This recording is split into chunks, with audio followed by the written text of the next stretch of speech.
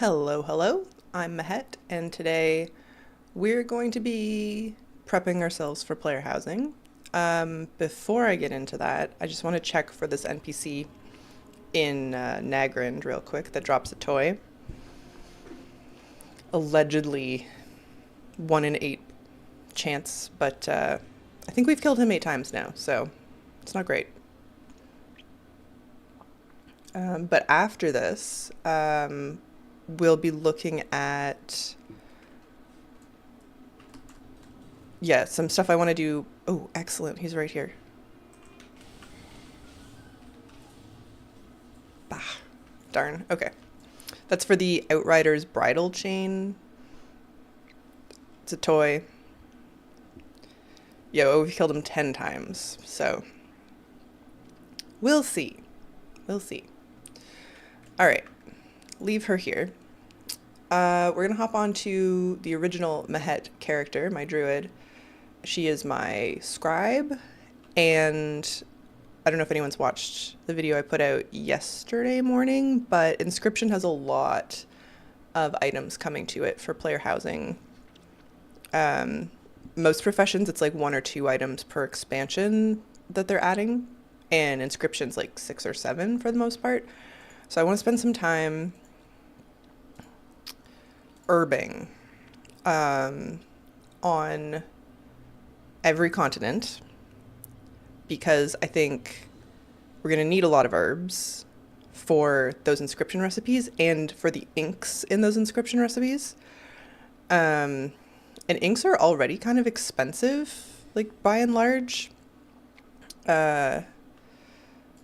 So I just want to get ahead of that a little bit. I did a lap of Kalimdor and Outland yesterday just to get myself rolling. So we're on Northrend, and I'm just gonna like basically do a lap of each continent to keep it fresh. I don't really have it in me to just like do circles of a single zone.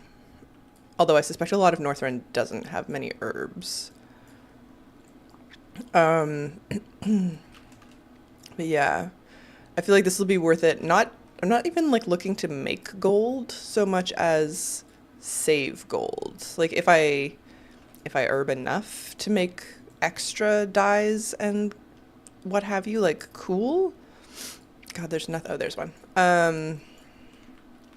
But I think I'm gonna want all of it for myself, and I just don't want to be like dumping gold into auction house mats.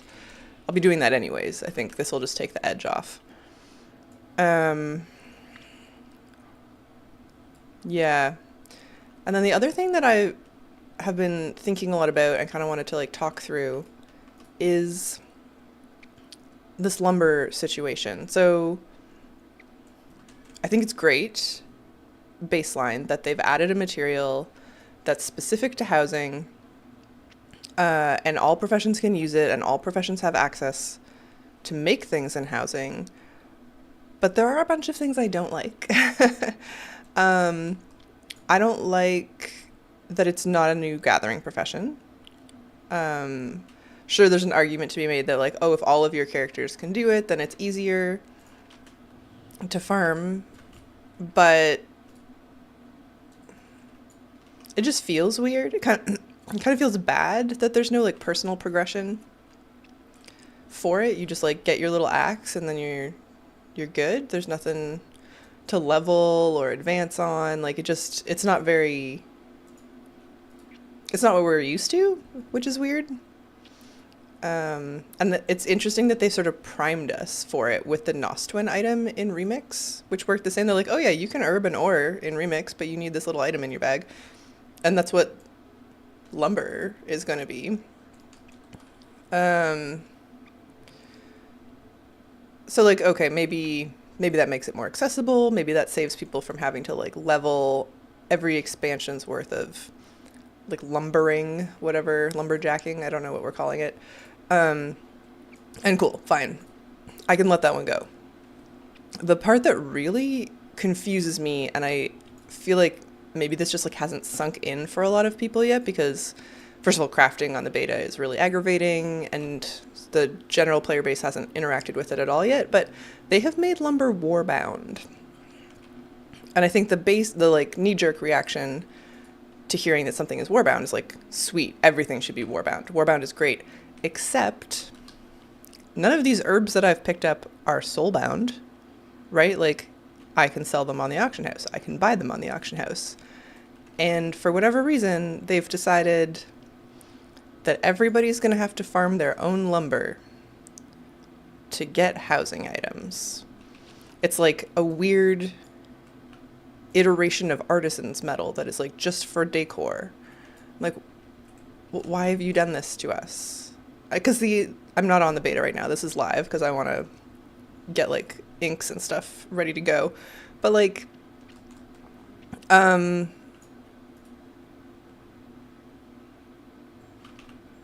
the recipes require like 20, 30, 40 lumber. Each lumber node gives you like usually one, maybe two. And they want you to farm them yourself for every item you want. Like, that's just not really how professions work historically. And I think once people realize how annoying that is, it's going to be a problem. And maybe they'll walk it back. Because I think lots of us will be like, oh, I need X item. Oh, even if I have an alchemist, like, I don't want to spend the time right now. I'm just going to like buy the flask I need, or like the whatever it happens to be, right? Like, that's sort of a built-in convenience of the game that like you can make it yourself if you have the profession leveled, but like you don't have to if you're like in a crunch for time. And I can just see you're like in the middle of a build and you have this like magnificent vision and you pre-made a bunch of crafted items because you thought, okay, I need 5 of these carpets or whatever. And then, actually, carpets aren't even the best example. Fencing. There's so much fencing that can only be made through crafting professions, and you're never making one fence, right? Like, you're gonna want like a dozen of them. So let's say you crafted a dozen and then realized you actually needed 13, and you have to like stop your build, go out in the world, find the lumber, farm it up. 40 pieces, whatever it is, and then either like make it yourself or find a crafter to make that last piece for you. Like, it just kind of messes with the flow, like the creative flow. And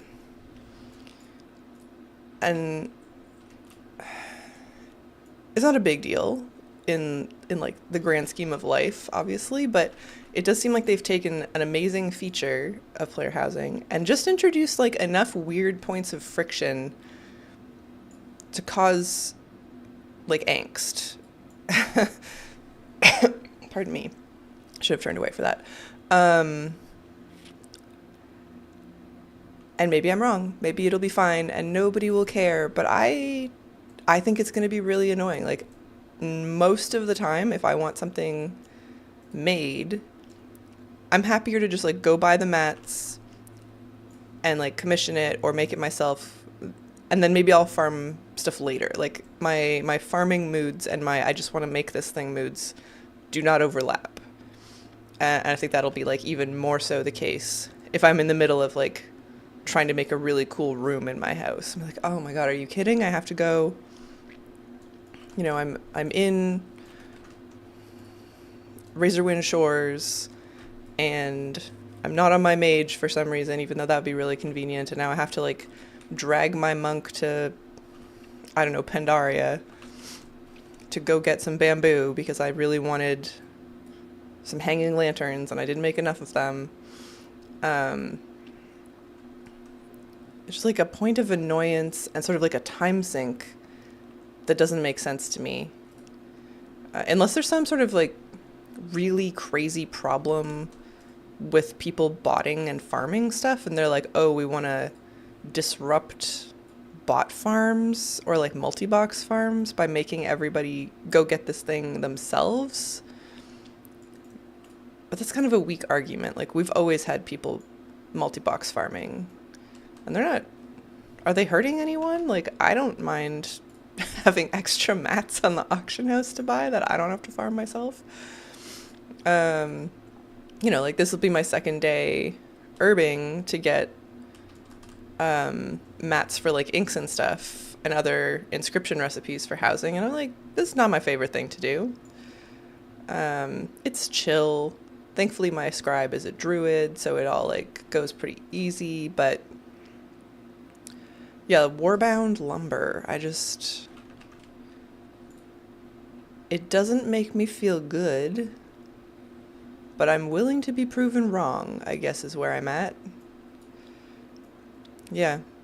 Because I, like, on beta the other day, I was like, I'm going to play with crafting. I'm going to get into it. I'm going to figure it out. I want to know what's going on. And I decided I wanted to make the Gilnean problem solver, the guillotine. And it was, like, okay. I went out, I found there's lots of forests in the Twilight Highlands. There's some sort of, like, other issues with the kata lumber, like phasing problems in Hyjal where I couldn't actually click the nodes, but is okay, except that I had to like fly around and click 40 trees, you know? It's just like not really what I was expecting, and it's fine every once in a while, or it would be fine if you made the thing once and then you could buy extras on a vendor, but that's not how it works. You know, if I wanted to make a fence out of guillotines, then I gotta farm 40 lumber myself for each one, and if I miscount, then I gotta go out and do more. I can't just like pop on my Brutosaur and buy the missing pieces. I don't know. I think it's gonna drive me crazy, and maybe nobody else cares, but I think I'm gonna be driven insane by this while I'm trying to make things like look cool. Yeah. But everything else seems fine. The materials, I was trying to pay attention to like specifically what kind of weird other things we might need to make stuff, and it didn't seem too bad. Like BC mats have always been expensive. The moats, the ore is just pricey. So that's normal, and that's like an annoyance that we'll live with. I did get a bunch of herbs from Outland yesterday, and Mantero cones are so hard to find. I got like 4 of them. But nothing else, like, aside from just BC mats are always expensive. I didn't notice anything like too crazy. Demon Steel from Legion, at first I was like, oh no, that sounds like something that has a daily cooldown, and I couldn't remember. But I just like popped over to my blacksmith and checked it out, and it's fine. You could make as many as you want in a day. You just have to fly to High Mountain to do it, which, like, we're kind of used to being stuck to our crafting tables now with the way things have been since Dragonflight, so I don't think that's the worst thing. Actually, I have the Neltharian's Lair portal. I could have just ported there. Alright, well, that's something to remember for next time anyway. And if any of you, like, haven't gotten your Neltharian's Lair portal from Remix, like, go do it, because you might need to fly out to High Mountain to make your stuff. But yeah, somebody had told me that we needed, like, vegetables from the Half Hill farm, like the little Farmville game, and I didn't notice that, but I guess I wasn't looking super closely either. I've been farming a little bit anyways, just in case that's true, but I don't have a panda main, so I don't think I'll need too many Pandaria items outside of like maybe some cool food items. Because as I was doing the kitchen video, I was like, oh, there's a few things here, but it would be nice to like load up the table with like a feast, and on the beta at least I didn't have all that much to work with. Oh, which reminds me, exciting news, if true, have not personally verified, but I'm willing to trust the source. The service medals from Battle for Azeroth. I wonder if I even have any on this character. What am I doing? It's not a PvP. It is a PvP currency, but it's not. These guys, the honor-bound service medals. Allegedly, they are no longer a housing currency, and everything that was going to be purchasable for honor-bound service medals is now war resources, which is huge for like Forsaken and Night Elf mains, because that's the Warfront stuff that seemed to be locked behind it. There was so much cool Forsaken stuff. Like the tent that I used to make my horde house, like less orcish, was like 75 service medals. That's a lot. So I think they've changed it to like a couple hundred war resources, which we have so many of. Like those are really easy to get. That makes me feel way better, for sure. But yeah, I mean, that will make a big difference for me personally, I guess. If you're an orc or an elf, then it's less impactful, but it's sort of unclear what night elf items would have been on the alliance side of that vendor. They didn't seem, I couldn't find one if there was one. The provisioner in Zuldazar that was selling things for service medals was like very straightforward and easy to find, but the alliance one didn't seem to have anything on beta when I looked. A little chilly. Oh boy. Eep. Okay, there we go. Oh, it was a very exciting morning in here. The cats were feeling nice and frisky, you know, chasing themselves all through the house. And usually they stick to just like one floor. Like they don't, my bedroom's on like a second floor, sort of all by itself. But they were like up and down the stairs and ripping around and like drifting around corners. And they finally came in here, which is obviously like where Jim's bed of choice is. It's a popular spot. And I wasn't sitting in here, but I just heard like a huge crash. And they had ripped the curtain out of the wall. So I had a nice little morning fixing that. It's fine, it's fixed now, but it's like, oh, this isn't what I planned for. I'm so tired. Seems like these sort of like, oh, I've gone around too much. All right, we'll just go straight through. There are a lot of herbs here, so. The sort of Christmas social season has kicked off. And I wasn't ready. I'm out of practice.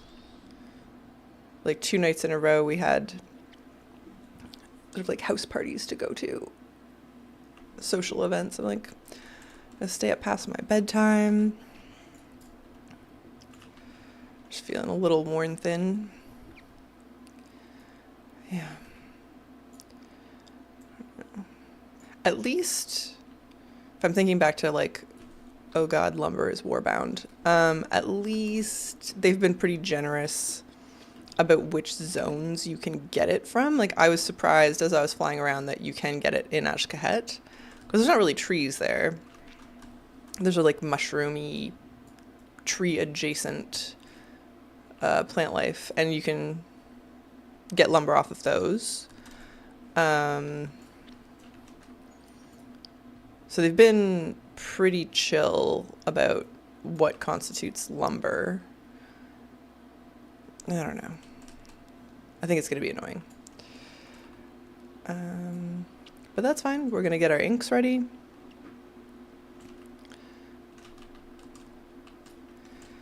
It probably would have been smart for me to like assess more closely what items I was going to want to craft for myself and prioritize those herbs. But I think I'm just going to want like one of everything. There's a collector bonus, you know, we got to +1 it. And I'll start certainly with like the things I actually want to use to decorate my house, but I'm pretty sure we're going to want all of it. And I'm out of vigor. I keep wondering, I'm like, is steady flight better for herb farming? I don't know. Probably not. Move some of this out so I have a sense for how many we have. Marjora's Rose. Keep the crystallized life. Frost Lotus. Okay. Yeah.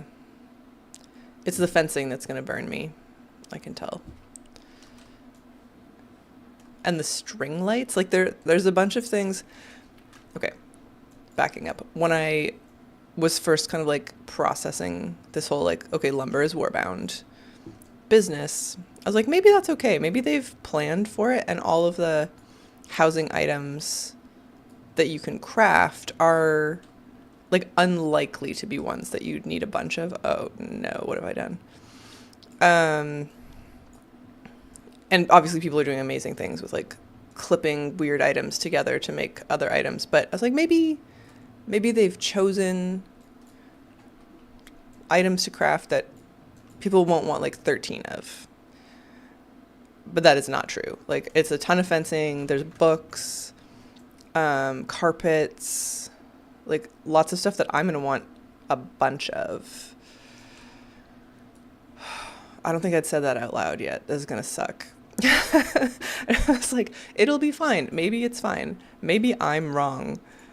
But like, I don't particularly like the flooring right now in the base houses, and I'm sure they'll add more over time, but as I've been decorating on the beta, I'm like, oh, I just wish I had like more carpets so I could cover the sort of dreary wooden floor. And crafting on beta sucks. Shopping on beta, like, just, I have sort of a limit to how much I'm going to put into a beta design because I know that I don't really get to keep it. But on live, like when it comes out, I'm going to want like carpets everywhere. Man.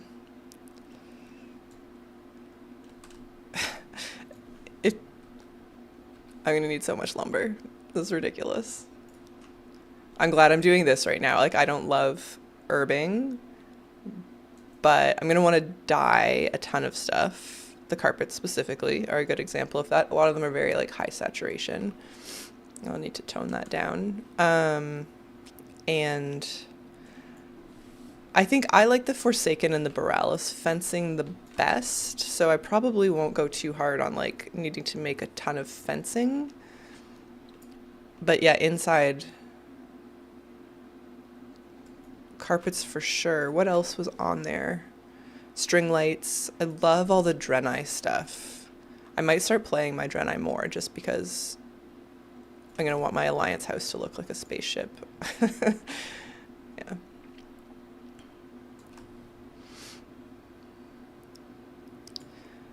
I almost started a new Draenei, like an alt, yesterday or the day before. I was like, I don't really like Shaman so much. It's not my favorite class. My Draenei, my current Draenei is a Shaman. I was like, I should make a mage or something that I know I like to play, and then I have an Alliance mage, which will be handy for farming, and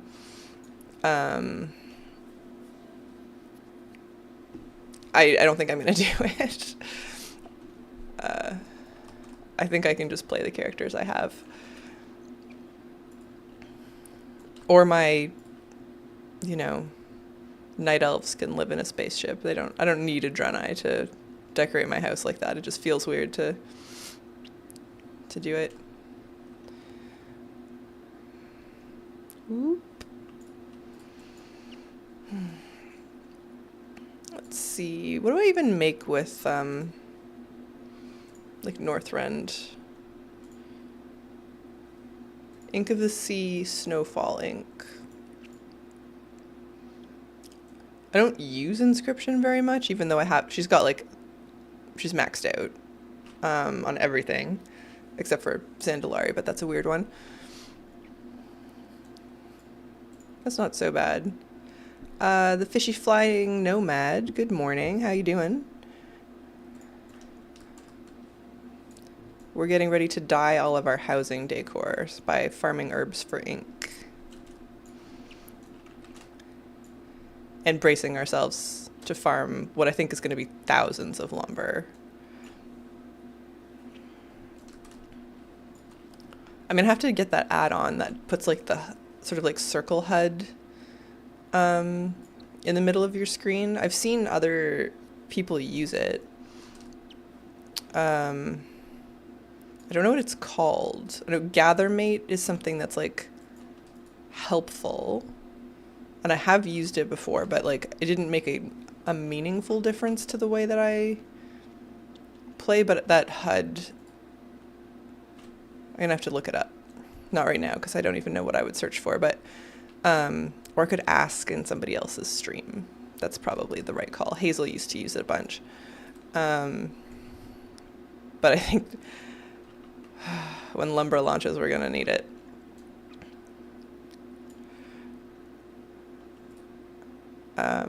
Not sure how long you've been listening fly fishing, but I've been sort of reflecting on the fact that they have made the new crafting material for housing lumber is going to be warbound, which means you can't buy it on the auction house. You have to farm it yourself. And I'm just like, it's not my favorite piece of news. So I think anything we can do to optimize that with like additional add-ons will be handy.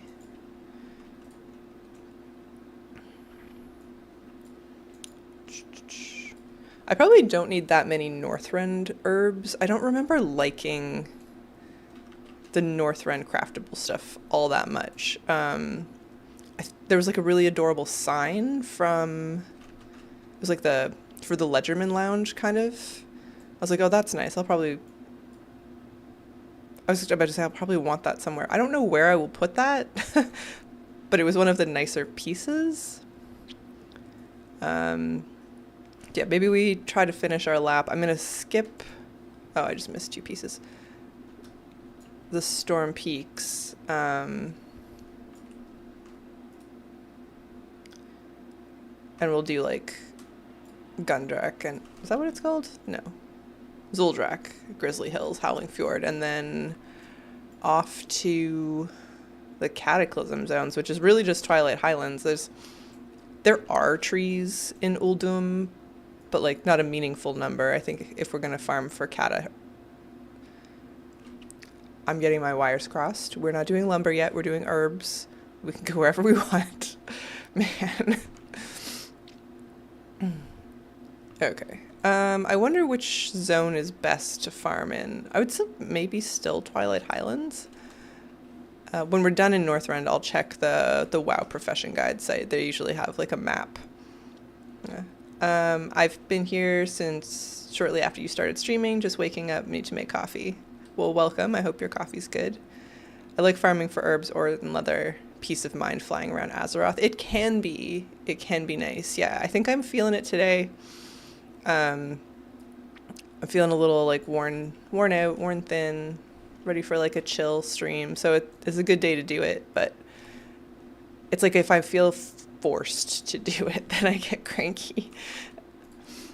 I think the lumber's gonna be that way. I wonder if we'll be able to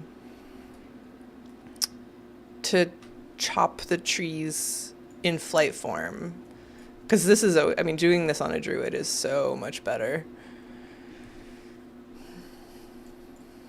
I don't think I have any other druids right now, but maybe I should like have a mining druid.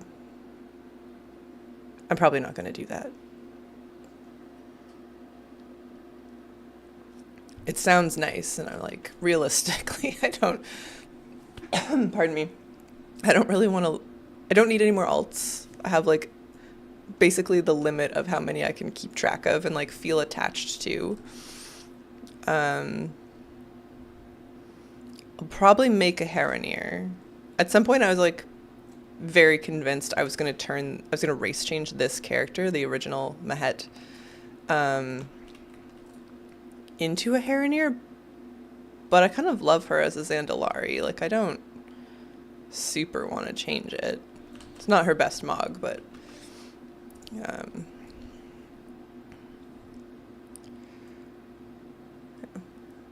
I have several druids and they all have gathering professions. Yeah, it's smart. It makes herbing so chill. I just don't play a lot of druids. And because this is my original WoW character, that every time I do make another druid, I'm like, but I just have her. Like, she's the druid. So my primary miner is a paladin, and then skinning, I have a shaman and a demon hunter that both do skinning, because like leatherworking, you kind of split between mail and leather. So those guys are like zippy. But the paladin's certainly not helping me with mining. It's just like a class fantasy choice.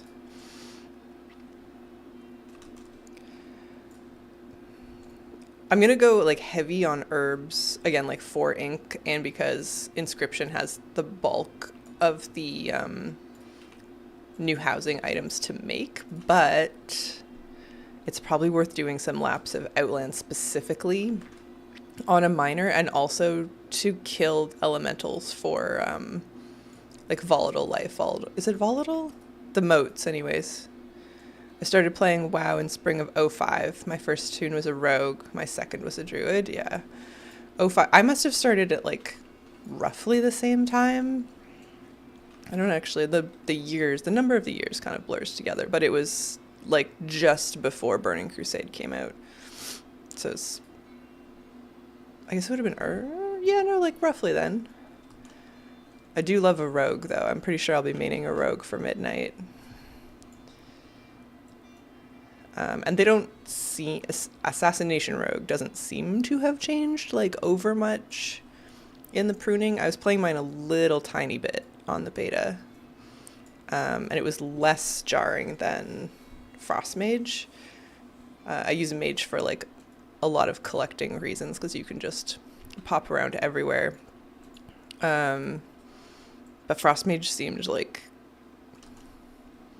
way more different than I was expecting. That rogue is still my main tune. Yeah, you just can't like, you can't get rid of them. I was a resto druid for, well, I was a tank in Burning Crusade, but I was a terrible tank. So I would say that I was a resto druid sort of once I realized that I was a terrible bear tank. Then bear tanking is very different now.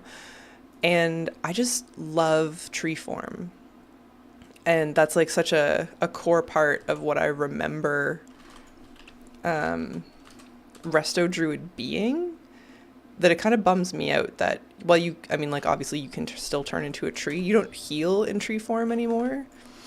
And it's not really worth the global to transform. So, I don't know, my, like, core attachment to druid has sort of faded as they've changed that. Which rogue spec do you play?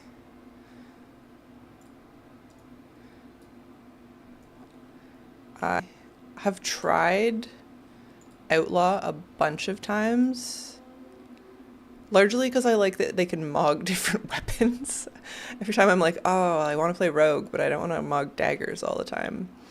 I try an Outlaw rogue, and they're like fun, but they're kind of weird and like oddly mid-range in some capacity. I don't super know what I'm talking about, but like they do have a bunch of ranged abilities. I've never really played Subtlety.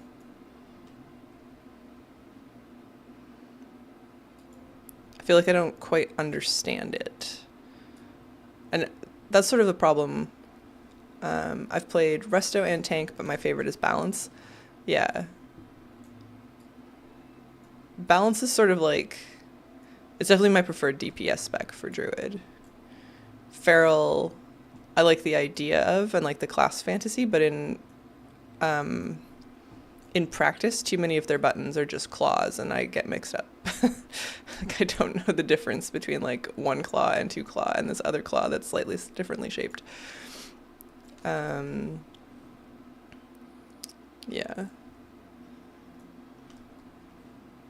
Why are there no herbs here? Surely this is a place where you would find herbs. There's one.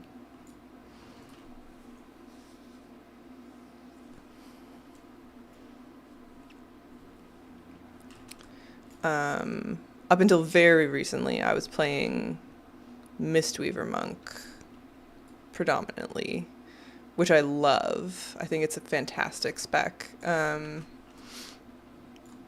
just like a little tired of healing right now. I think I need a break. Oh, I see. I was looking for Vengeance Landing, and it's further north than I remembered.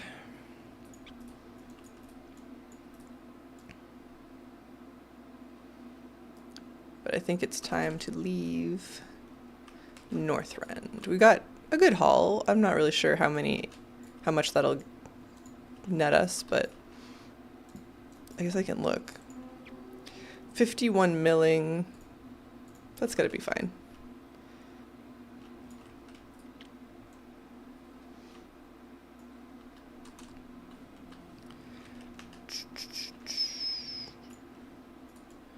Oh, you know, it probably would have been worth just doing a lap of the Storm Peaks on the off chance that I saw, like, Varagosa. Because I still need to kill her for an achievement. The like, just general, like, kill all the rares in Northrend achievement. Oh, well. Alright. Which side do we want to be on? Oh yeah, this one's kind of broken. How can I get to Tirisfal Glades? Remember, we have provided mage portals. Yeah, but there aren't any.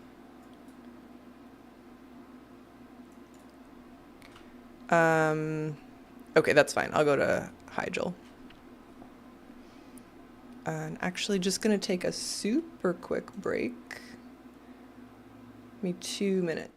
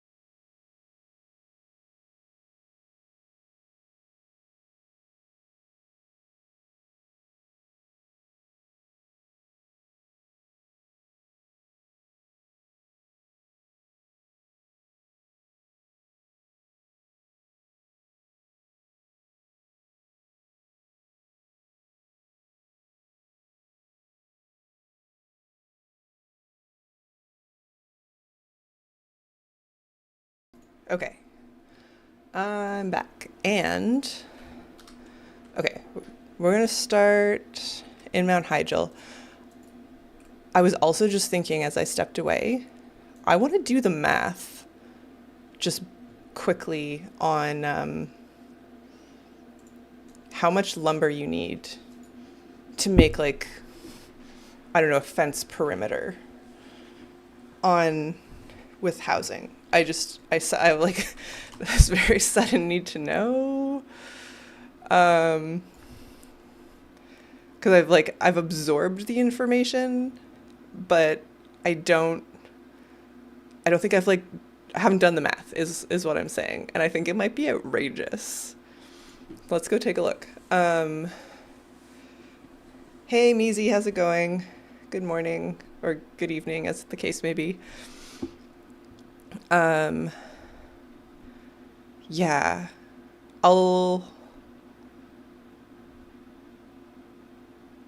my brain is like reeling when I just realized how much it might be. Let's go on to Mahet on beta real quick, because I think Inscription has a bunch of fencing options. I know blacksmithing has a couple, but I'm pretty sure Inscription has most of them. And then we'll just do some counting. I think my lights are too dark now. The sun is sort of shifted. Da, da, da. Yeah, that's maybe better. That seems very bright, but okay. Concentrate. Let's go to my house. where I've done a lot of fencing because I want to count how many we need. What are we up to? So a few things. I started stream by farming herbs because I'm going to need inks to dye all of my future goods, and I like want to get ahead of that before the prices go bonkers. But what's really been driving me crazy is they have made lumber warbound. I didn't. I'm like struggling. I'm struggling. So let's just, for example, this fence, that's 1, 2, 3, 4, 5, 6, 7, 8 pieces, 9, 10, 11, 12, 13, 14. Those are 14. And then these ones come in, these are from a vendor. I'm just going to leave that alone. I mean, these are also from a vendor, but let's start with 14 for just a second. And say we wanted, I think I can probably just search it. Fence. Let's say we want the Zuldazar fence, because I do actually like that one. It's cool. Okay, 14. We need 15 lumber per fence. And you have to farm it yourself. In this case, from Drustwood, because like at least on beta, nothing else, nowhere else like has a lot of lumber. So like 15 times 14, that's 210 pieces of lumber. And that's not even really the whole perimeter. Like I've been very haphazard about this.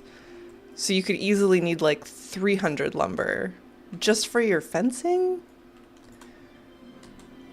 Are they all that? Like, okay, Algari also 15, Orcish also 15. What does this one look like? That's kind of cute. Yeah,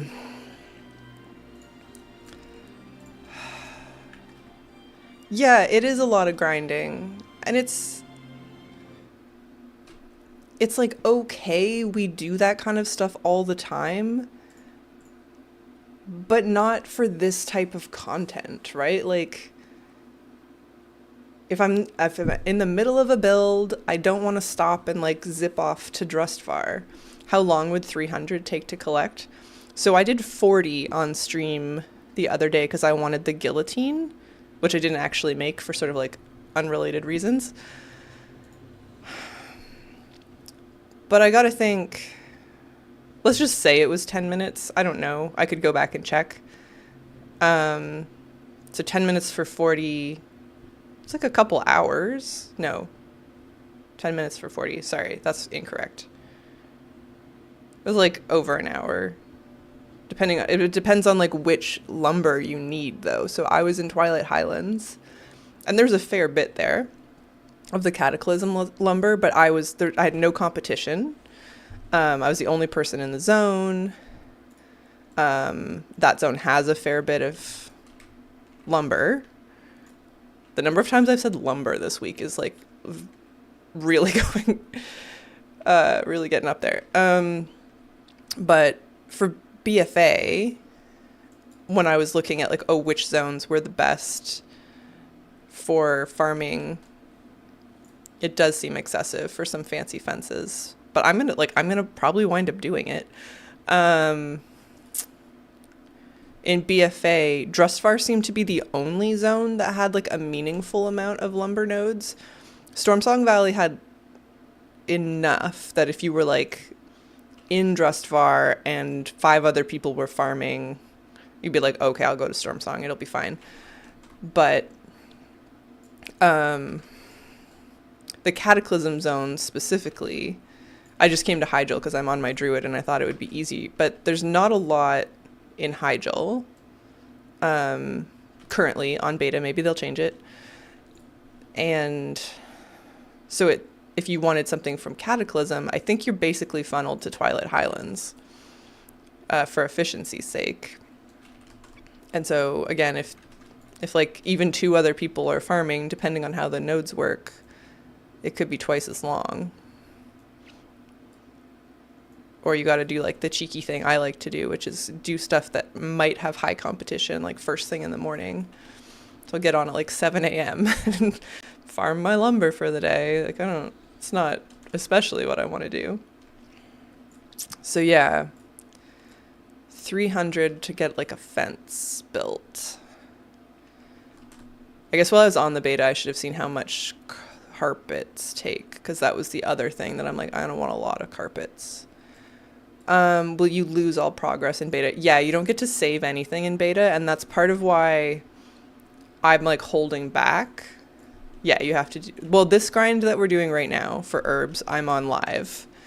But the lumber I farmed on beta, I don't get to keep.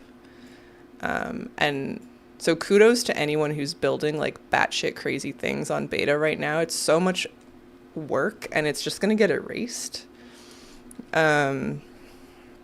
Which is fine. Like that's what beta is for. It's for testing, and like you shouldn't be angry that it gets erased or anything, but I can't bring myself to spend the time on beta to like make things perfect or grind crazy mats. But yeah, this is live. After I made the sort of like lumber video that I put out yesterday, I was reflecting, I'm like, I'm gonna need a lot of ink and probably a lot of fences, and Inscription is, I think, going to eat up the most of my materials. So this is my scribe. She's also an herbalist, thankfully a druid, so this is pretty efficient as far as herbing goes. And we're just doing tours of every continent to get like a collection of herbs. I haven't sat down and like done any math on what I want and how much of each one. Like I don't have any specific goal, although that might be smart. We're just kind of trying to get ahead of it. So the dyes in particular, I think I'm going to find quite annoying. I haven't looked at the dyes. I could have done that when we were on beta 2 seconds ago. I used them on the alpha when they had a vendor that would just sell them to you, and they didn't stack. I don't imagine that that's what they meant to have happen, but they took up a ton of bag space. I gotta think you like learn them the same way you learn furniture, and it goes into like your housing inventory or something. I hope so. Otherwise, I'm gonna need a Warbank tab like just for dyes. I would like to go to the Twilight Highlands, I think, instead. It's just like easier to fly around there. It's flat. But yeah, I think my like general recommendation to anybody who wants to prep for housing crafting is to just get a bunch of herbs or like level Inscription or something. I think that's probably going to be the most useful. Do I need previous expansions if I want to get Midnight housing? The last one I owned was Dragonflight. So yes, is basically how it is. If you buy Midnight right now, like you pre-order it, at any tier, there's like a base tier, a medium tier, and an epic tier, then you will get access to housing in 9 days, December 2nd for North America, and the Oceanic servers I think are on the North American schedule. So you'll get it not this coming Tuesday, but the one after. And if you don't pre-order, then housing comes out when Midnight launches, but you will still need Midnight, as far as I know. I'm not sure. As far as I'm aware, it doesn't just like roll itself into the game. Although I'm not totally clear how that's going to work. If you don't pre-order, you can still visit other people's houses, is what I understand. And the other thing that has come up that I don't have an answer for, but I am curious about, is if you don't pre-order Midnight, but you like intend to play it when it's released, like maybe you don't want to pre-order it, or you want to save some money, whatever your reasons are, but you're like, I'm not going to get it until it like comes out for reals. Can you interact with the crafting aspect ahead of time? Like, I don't know if you can chop wood if you haven't pre-ordered Midnight, even though there'll be nodes and you can visit the neighborhoods, which means you can go talk to the NPC that gives you your special little axe. I don't know if you need to pre-order Midnight for that. Because like this character has Inscription leveled for all expansions. So if I didn't order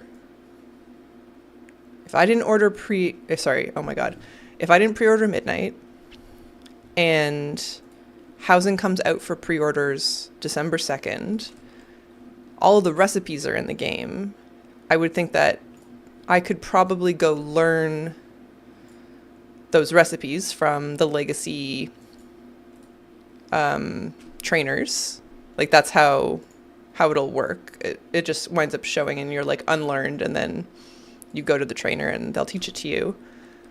So somebody could for sure commission me to make those, like put in a crafting order, be like, okay, you have Northrend Inscription maxed out. I want this thing from Northrend Inscription, but they're providing the lumber. But like, can I farm lumber? I guess there wouldn't be like a huge, well, I was gonna say there's not a huge point if you don't have housing unlocked. Why would you want to make housing items, but like for gold? Yeah, surely it's not that gated.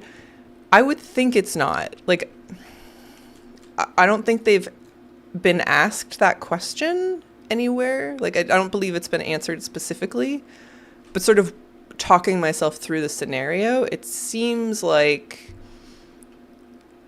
once it's in the game, probably everybody can use it as long as you can get the little axe from the NPC. It's sort of like what feels likely. But it's possible that like you can't get the axe if you don't have housing unlocked. And maybe you can still craft items if you have the recipe, even if it includes lumber. But maybe, I don't know. We're going to find out. I don't know when people are going to start asking these questions, and like I don't have the like audience for it to be me who like gets these questions answered. Although who knows, maybe, you know, on the 2nd when people get this all unlocked, my channel will go crazy. I'm not sure.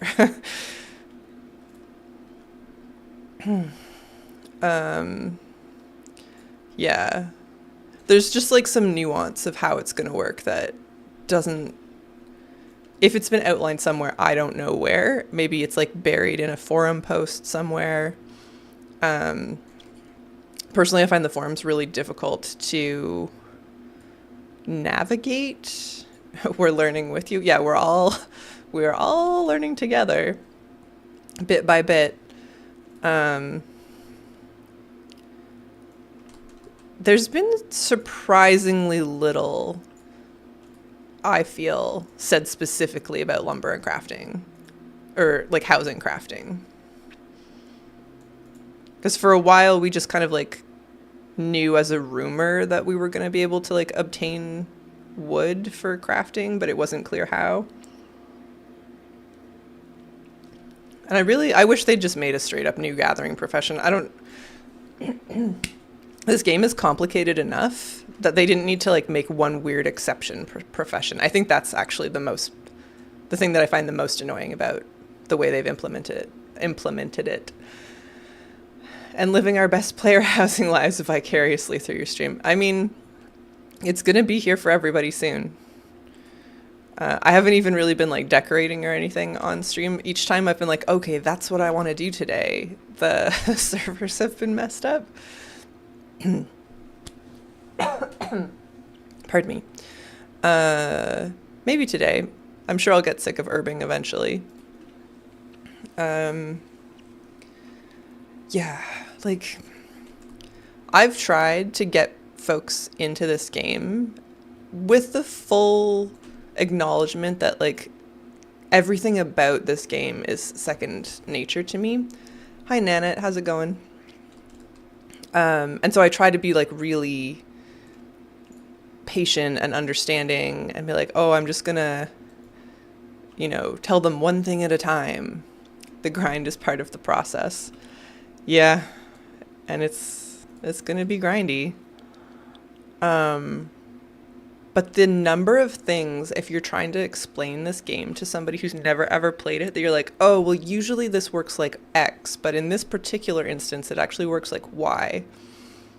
Well, that already happens a lot. And the way that they've chosen to implement lumber is another example of that. I'm like, you guys gotta stop. Oh, like, just keep something the same so that when somebody starts the game, they're not like, oh, I have to go to the trainer and learn cooking and fishing and archaeology and tailoring and herbing, and oh, I have to actually do something totally different for lumber. Like, why?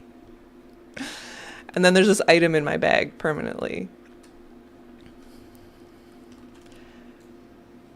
Prepping to do Glory of the Antorus Raider with a friend right now. Ooh.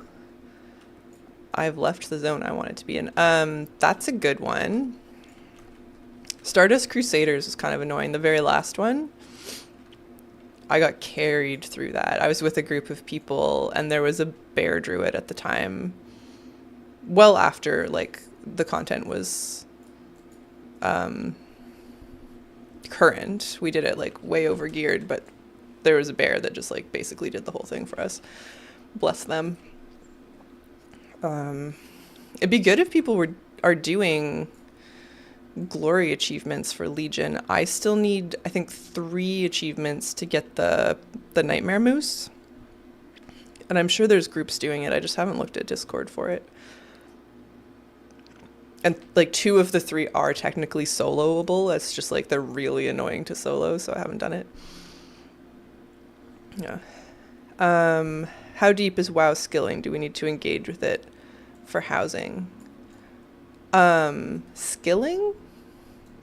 I'm not sure what you mean by skilling. Oh, how big of a grind would it be considering starting with 0 progress, like cooking? Oh, okay. You don't have to have your own crafters for anything. Like, I like having characters that have each of the professions myself, but you will not have to do that. That's not required. If you wanted to commission, like, some fencing, like the Zandalari one I was looking at earlier, you could just go get the lumber. Like, you would learn your lumber skill and collect your 300 lumber, and then you can go put in a crafting order. Yeah, professions, crafting. It's interchangeable. I don't know if I'd heard it called skilling. Yeah, that's okay. So yeah, you don't need a character who knows Inscription or blacksmithing at all if you want an item that is crafted for your house, but you will have to go get the lumber yourself, and that's not usually the case. Like, if you wanted a certain piece of armor or a weapon, you could just buy those from the materials for that at the auction house and then commission it. The lumber is unique in that you have to go get it yourself. Yeah. I also have enough tunes that I have all the professions. Yeah, it's really handy, but I have like a spreadsheet for it, and I know like most of them without looking at the spreadsheet, but engineering gets me. I have like 3 engineers that are almost like, they all have a combination of all of the things maxed out. But like, you need an alliance one for gnomish engineering and a horde one for goblin engineering, and that one trips me up. Did they reduce the level cap? Last time I thought it was 110. Yes. Yeah. So I think it was 110 during Battle for Azeroth, and they squished it down to 60 for Shadowlands, I think is what happened. Yeah, so 60 for Shadowlands, 70 for Dragonflight, 80 for the War Within, We'll be able to go up to 90 for midnight. And they do like number squishes fairly regularly now, so that there's only been one level squish because the numbers were just getting too high, but they do that for like abilities and stuff all the time, where they'll just kind of like cut the numbers down because they're getting too silly. Yeah. Oh, it was 120 in BFA. Yeah, you're right. It's been a minute. Yeah. And then I guess cutting from 120 to 60 makes more sense too than 110 to 60, now that I have said it all out loud. I'm guessing they won't let us get up to 120 again. I was kind of assuming we would get another level squish after the World Soul Saga is over. But maybe it is simpler to wait till 120 and just cut it in half again. We will see. Oh god, I'm so behind. I mean, this game just like changes all the time, right? And the level thing is not a huge deal. Like, it was kind of, I don't want to say unnoticeable, but like your level's a little bit arbitrary what the actual number is. Is Midnight story and quests looking good? So I haven't played a lot of it, just to start. I've, like seen the cinematic, which is cool. I think we all knew Xalatath was going to attack the Sunwell, and that's sort of like an interesting premise. Midnight brings it up to 90. Yes. Yeah, because we're 80 now and we'll go up to 90. I've done just the intro like scenario for Midnight on beta, and a little tiny bit of questing in Eversong Woods. And I think it's fine. The intro quests introduce an interesting conflict between the various factions of the light. Like the Blood Elves, the Blood Knights, and Lorthamar they're not fighting with Turalion and the Army of the Light, but they're kind of like, there's some friction there in like the way that they want to do things, and I think that's interesting from a narrative perspective. I don't think I love Erator as a character. He's fine. But he seems to be sort of like our anchor character, the way that like Magni has been in the past or something. We like do a lot of running around with him. And I have not fallen in love with him yet. Coffee's ready. Who wants a mug? Oh man. I wonder if this will be a 3 coffee day. I've got my second one here. It might be a 3 coffee day. It's been a week. I don't know. He feels like more naive than he should, probably, given his age. But I think I'm gonna reserve judgment, because especially on the beta, I try not to pay too much attention to the story, because I want to be able to enjoy it like when it's complete and launched for real. So I think like broadly it's good and it'll be fine, and I don't quite know enough about it to like pass judgment. Good Kenyan beans, freshly roasted a few days ago. Ooh, nice. I haven't bought like freshly roasted coffee beans in forever. What is your coffee production method? You're doing like Chemex, stovetop, regular drip, espresso. There's so many choices. Love coffee. I'm a coffee snob. I'm very picky about coffee, but I don't think I'm a snob. I bet there's people I know who would disagree with. I'm like a baby coffee snob. I'm not like a huge coffee snob. You roast your own. Oh, wow. Do you like weigh out the grounds before you make them too?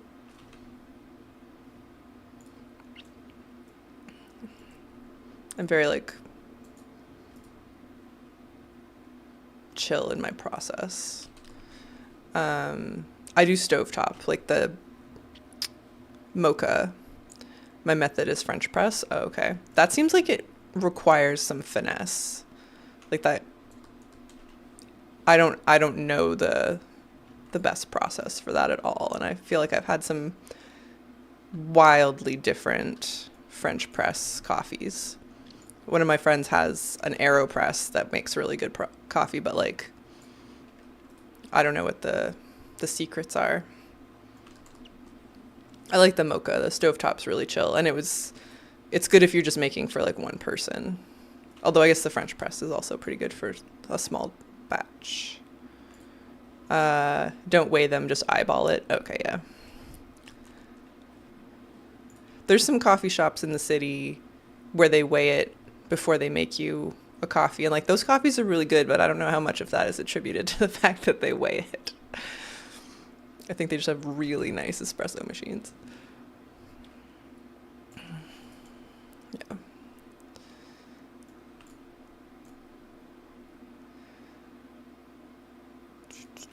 I feel like we've kind of got a good number of kata herbs to get us rolling. We could probably move on to warlords. Change it up. Also use the boil or cowboy method sometimes. What is the cowboy method? I don't know if it sounds a little familiar, but I couldn't even guess. I don't have any idea what that means. Cowboy method. I guess that sounds a little bit like the stovetop thing that I do. Maybe. Because when people go camping, they'll often bring the mocha thing that I use. I can't remember if I killed this guy on this character. I don't think I did. All right, let's go to Nagrand and we'll fly around. We'll two birds with one stone, as it were. We're gonna try to get a try for the Outrider's bridal chain, and we'll get some herbs. Oh, what am I doing? I don't need to farm herbs. We will go see if that NPC is up, but I have our herb garden. You just boil the ground beans in water. Yes, stovetop. Interesting. So not like the Italian stovetop thing where you've got like the water and then the grounds and it sort of like boils up through. This is something different. Sounds like similar but different. Curious. I have just reading it, I had this vision of you like having like boiling pasta, but it's coffee beans, which sounded really, I'm sure that's not what it is. That the visual on that seems unpleasant. How does this character not have a leveled up herb garden? I didn't play my druid in Warlords. I mained Ellie Shaman for the most part, but like we gotta fix this. Yeah, maybe we skip WAD for herbs though.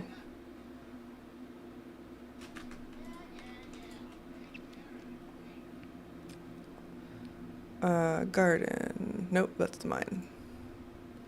Upgrade. You don't have the plans.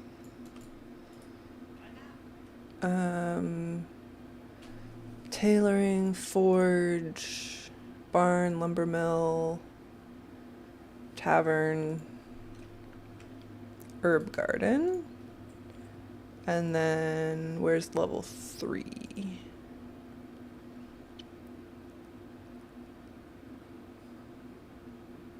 Fishing shack.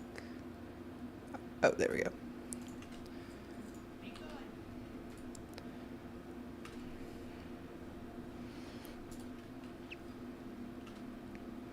Well, I'm gonna have to Google this cowboy method later on and find out what that looks like, because I can't picture it. Okay. Alright, so herb garden is upgrading. We're not gonna worry about WAD herbs because we'll be able to get a bajillion of them just from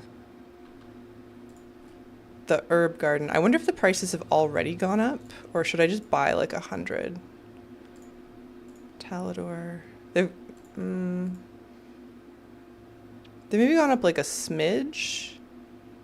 I feel like usually it's like 1 gold or less. just gonna buy like 80 of each for no real reason. I did this with the terracones too. I was like, I don't want to farm those, so let's just buy some before it gets out of hand.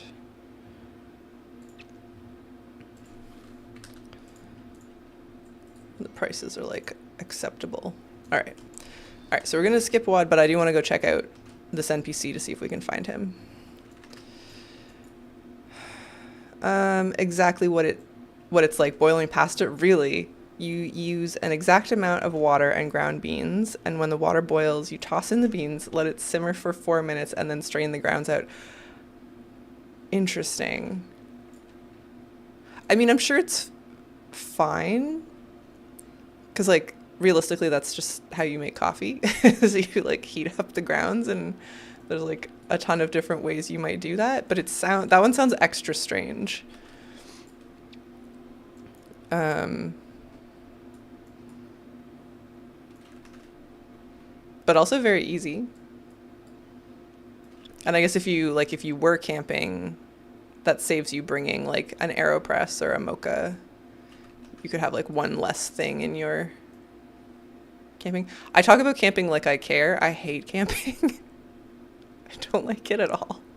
So I'm not really sure why that's like factoring into my like, oh, how would you make coffee?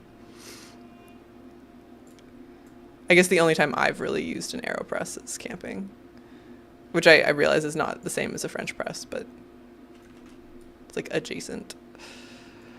All right. So there's an NPC that runs around with like a group of orcs here, and he drops a toy that I want.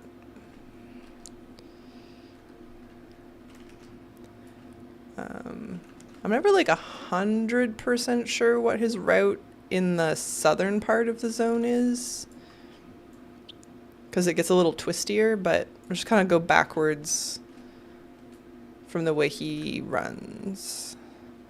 I'm retired and go camping a lot. That's how I make coffee in the backcountry. Yeah.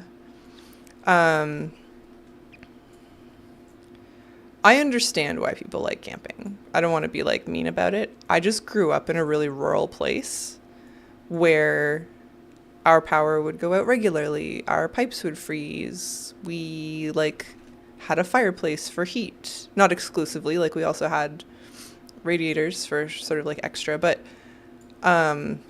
living there had its challenges. And I never really went camping as a kid because we like lived in the woods. And as an adult, I finally went camping with some people who were very excited and said that they went every year. I was like, okay, this should be fine. And I like by far knew more about like just what was baseline required to sort of like set up living outdoors for a weekend or like however long we were there. Like I was setting up the tarps, I was like starting the fire. I'm like, this just kind of feels like being at my parents' house and nobody else is helping. So I just like, it wasn't any fun. But I guess if you didn't have the experience of like living in that situation and it didn't feel as sort of like mundane and frustrating as it does for me personally, then I understand being outside and like self-sufficient is rewarding. I kind of wish I liked it because I love the outdoors. It's just camping specifically feels like a struggle, or like unnecessary amount of work for the level of enjoyment. All right, this NPC is not up. I'm not in war mode, which like probably doesn't help anything.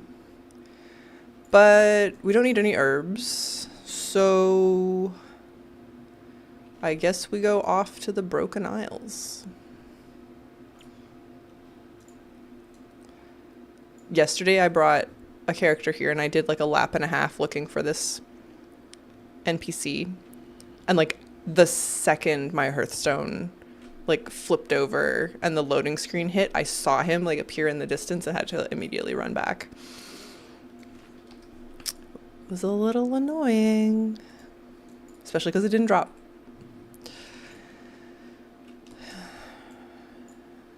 All right. I think I want, I was gonna say I want to just fly around Stormheim to get herbs, but I forgot that in the Broken Isles you have to go everywhere because each zone has a different herb. I don't know why I'm planting in those things. I have the toy or whatever that comes from them. All right, I guess we just do a lap of the whole continent and see how that goes for us.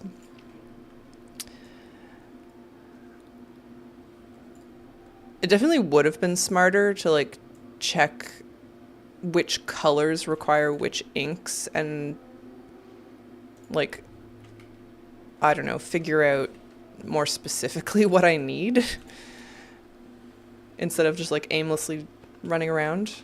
Because I'm sure there's colors for dyes that I will want more or less of. And I looked at the Wowhead article that they posted with like a living room setup. And somebody, I think from the Architects of Azeroth Discord, had like taken the same screenshot after they sort of like re-dyed everything, which was super helpful to get a feel for like what was possible. But I definitely didn't go through and click and be like, okay, this one is from this expansion and I like that color. Maybe another time. I think I'm going to want to start kind of just messing around, and then once I figure out what exactly the aesthetic is, we'll get more detailed or strategic about it.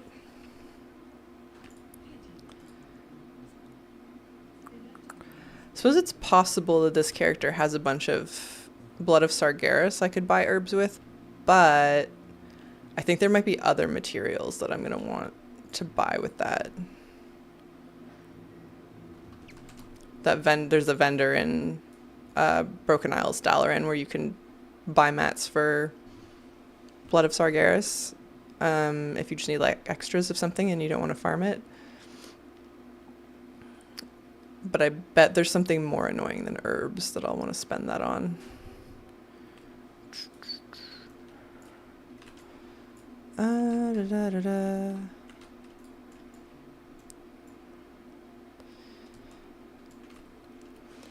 I have the have all the herbalism achievements, including this horrible thing, the Broken Isles herbalism techniques. It was annoying. It took a while, but it was doable. I have been working on the mining version of this on and off, and I feel like I'm making no progress whatsoever. The seams specifically, like which ones do I need? Laystone seam. I haven't even started thinking about the Imperium seam, but the Laystone one, like I know where all the good caves for that are. And no luck at all.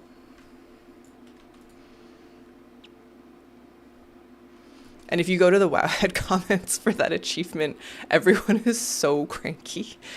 That's like, yeah. You really got to be in the right mood for that one.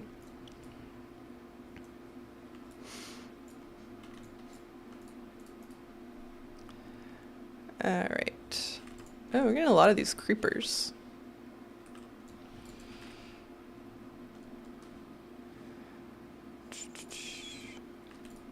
I am so close to having everything that I need to buy from Legion Remix that I think I'm not really going to play any more Remix. For a few days I was just doing like the mythic raids.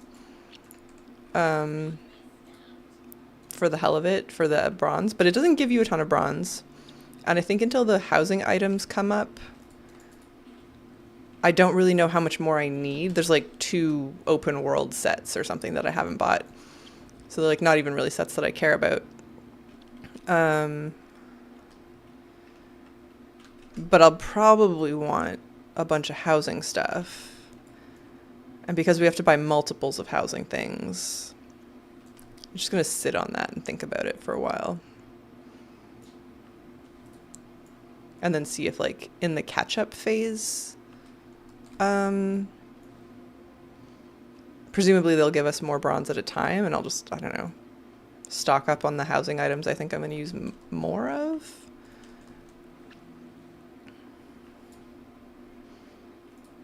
The problem is that, like, the Legion themed,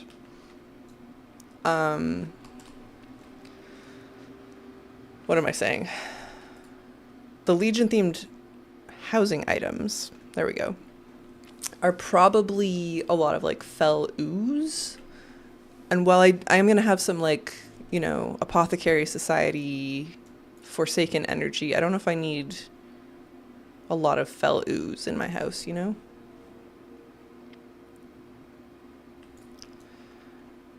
Well,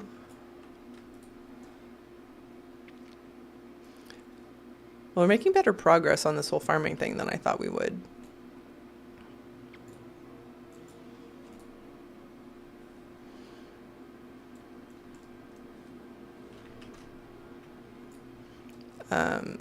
Mostly because of my own patience and my inability to commit to just aimlessly flying around.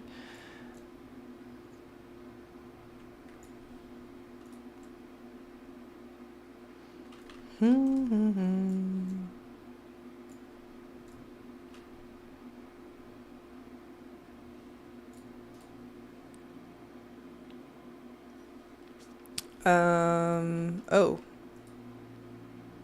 Collect 3 parts of the night rose recipe. Oh, that's annoying. So I think that's an herbalism quest. I don't know what, I must have done the achievement on my mage. I'm not really going to worry about that right now. It's probably worth doing on an extra character. Don't ask me why. There's just probably, because it's so annoying to get those gathering profession things to pop. It just seems like having a backup would be good. Oh, I realized that there's a lot of cool stuff that comes from the class order halls. And I have done all of the class order halls. But I had deleted the warlock that I did that one on, and the warlock that I play now hadn't done any of it, so I have both restored the original warlock, even though I don't especially need another alt, and started the like class hall campaign on the new warlock. I'm not even really sure what the warlock class hall gives you, but I bet there's some good spooky stuff in there. I wish there was a way to shop for those class hall items without logging over to each character. Because on beta, I've had to copy over one of every class in order to see it. I kind of feel like you just need like a decor vendor in Dalaran to be like, here's all the available class hall stuff. Don't worry about hopping over to a new tune. But I guess that's sort of like, yeah, there's just a lot of odd points of friction for housing that they've introduced.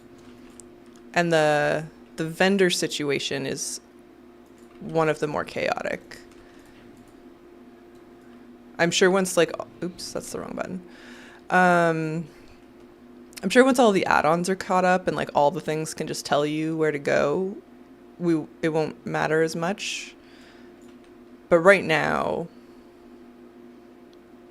like, if you want a painting for your house, there's a vendor for that in Silvermoon, in New Silvermoon. And they got a lot of beautiful paintings.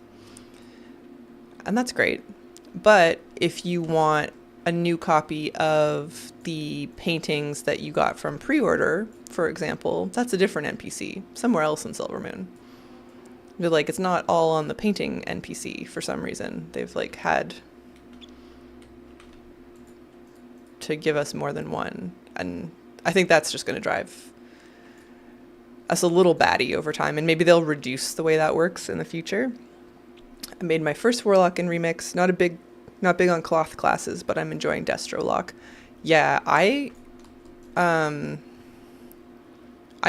better at melee baseline. I think it just like keeps me on my toes in a way that means I don't get into trouble as often. But I love Destrolock. This sort of mini game that you get to play with like, oh, I have a long cast time and like this mechanic might hit me, but I'm pretty sure I can like get this cast off before the mechanic hits me, like really does something for me.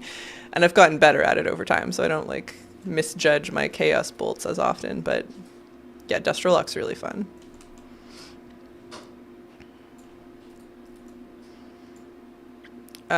Once you get your Warlock out of Remix, you should check out the Green Fire quest.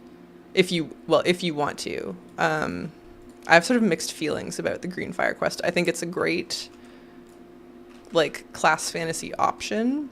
And just in case you're unaware, it's a sort of like hidden quest chain that you can kick off that changes all of your like fire colored spells to green like fell colored spells.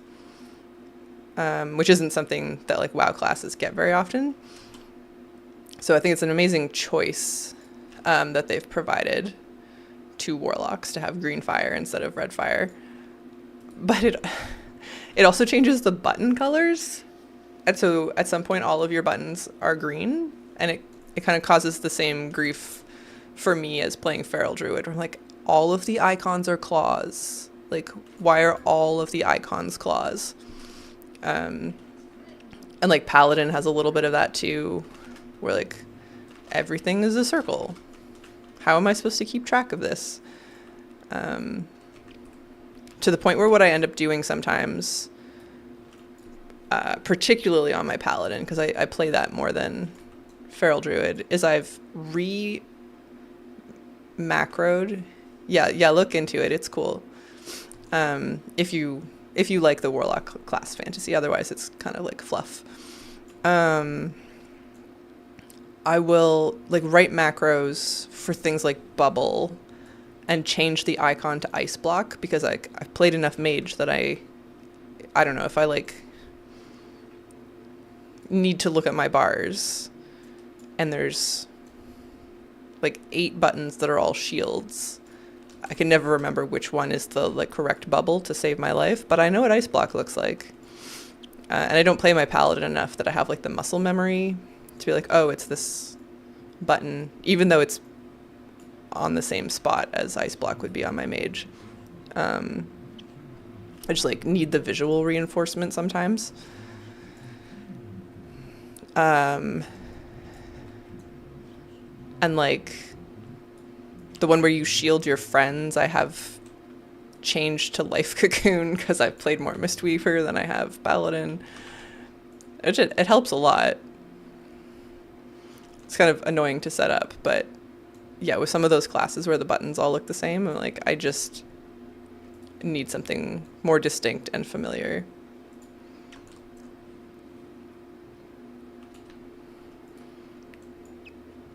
I'd probably never do that with Feral Druid. I mean, unless something happened and I was very motivated to play Feral Druid, but Druid buttons are already so annoying that I don't know if I want to like introduce the extra complexity of, oh, I macroed this button to look like this other button. Oh wait, I only put it on my bars in bear form, but I actually need it in Boomkin as well.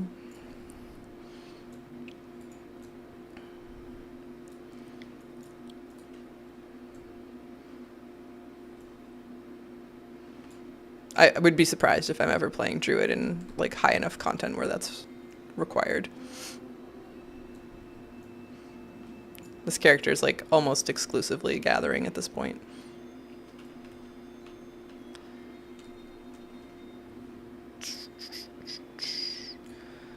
Alright, we have like a little bit of everything. Oh, my bags are getting quite full. We'll do a lap of High Mountain because I don't think I have any of the herbs from there yet. And then go to the bank, empty the bags a little.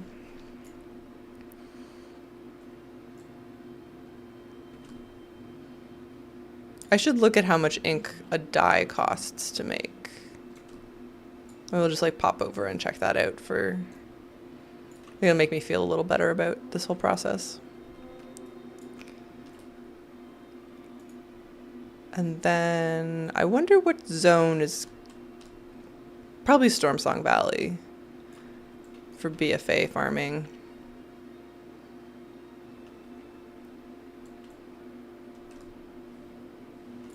It's weird how the horde areas don't seem to be very good for any mats. Oh.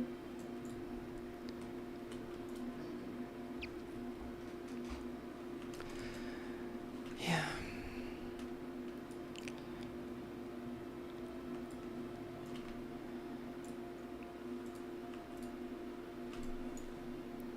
I don't know. What do you guys think? Will they... Do you think there's any hope that they change lumber to not be warbound? It seems like such a weird choice. Boomkin and I have to play an astral form, and Boomkin get focused on how their butt wiggles, and it makes me laugh. They are really expressive. The actual like owl bear movements. I also play with Glyph of Stars. Mostly just because like I like my transmog too much. I like the Zandalari Boomkin form a lot. It's just even it I don't know if it's butt wiggles, but the arms just like go up in this like outrageous like dramatic fashion, and it is pretty distracting. It's funny how the like character animations can so greatly impact your enjoyment of playing. Like I have always liked the undead as a race in the game, and I made like a ton of them over the years, but something about their like combat animations never quite felt right to me until I started playing Monk. And I think the Monk animations are really nice on the Forsaken model, especially I don't play, I play like Fistweaver, but the like the Soothing Mist animation for like ranged is, I just love like the stance and the movement of it. I think we're getting that ability back. In like a, you might use it as Fistweaver. But that's like what sold me on finally having like a Forsaken main that felt right to play. Just the Monk animations. And then you go to a different class. Like I made a Worgen monk at one, like whenever Worgen and Goblin got monk added, I was like, oh, that should be interesting. Like I'll go see if a Worgen monk feels cool. And they don't. Their feet are so big. There's something about the kicking animations with the like enormous feet that I absolutely not. I'm not doing this. So unbalanced, I guess. I think actually that reminds me. I need to make a Worgen druid. I was talking earlier about how it might be worth having a second druid for like mining or something, because anyway, it doesn't matter. But as I was shopping on the beta, I really like the Gilnean decor, and there's more Gilnean decor than there is Forsaken decor as far as I can tell. A goblin monk sounds interesting. They weren't as bad. I think I made like a demo character, and I don't know why I didn't keep it. I have too many alts. But yeah, the goblin animations weren't nearly as upsetting as the Worgen ones. But yeah, there's a lot of really nice, spooky Gilnean decor from from crafting, from vendors, and I was shopping around. I flew over to Gilneas, and one of the NPCs in Gilneas proper had a few items that were locked behind the actual Gilneas, like escape from Gilneas, like the Worgen starting zone quest achievements, which I guess I've never done, because I do have a Worgen, but she's a DK, so she didn't do any of that. And I made once upon a time a Worgen druid, but I ported to Moonglade before I finished the intro scenario, and you can't go back. Turns out something, once you leave the intro scenario, you're like stuck there.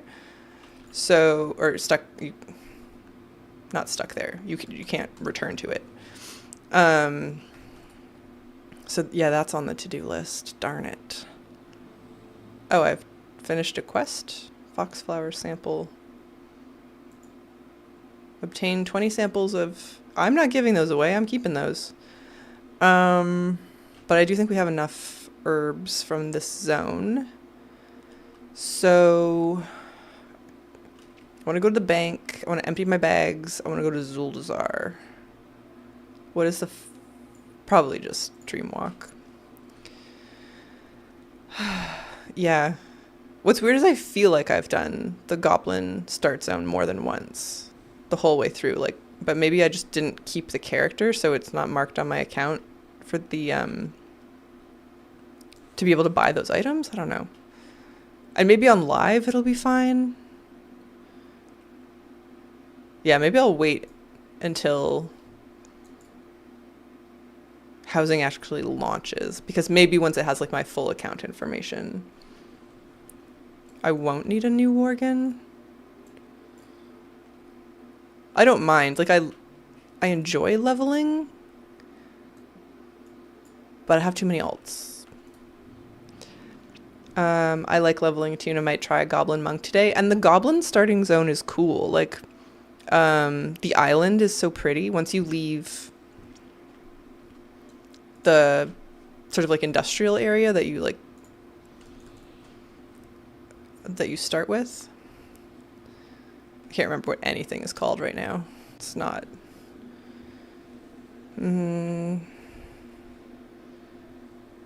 Start with K? Kazan. Once you leave Kazan and you go to like the little island, the Lost Isles. Here, this zone's really pretty. I wonder if you can get there on not a goblin.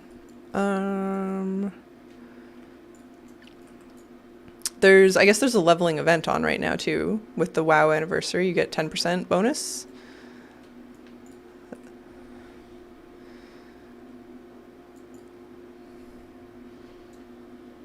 I was like, oh, maybe I should do the Worgen now, but I don't need to level her fast. I just need to go through the quests, so it's okay. Warbank. Mats. I am filling this tab out a lot faster than I thought I would.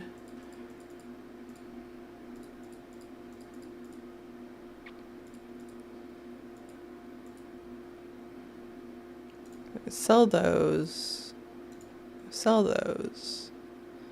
Sell that. Okay. I wonder if I should just make the inks. I'll do that off stream. That's super boring to watch, but it would save a lot of bank space. We're going to Storm Song.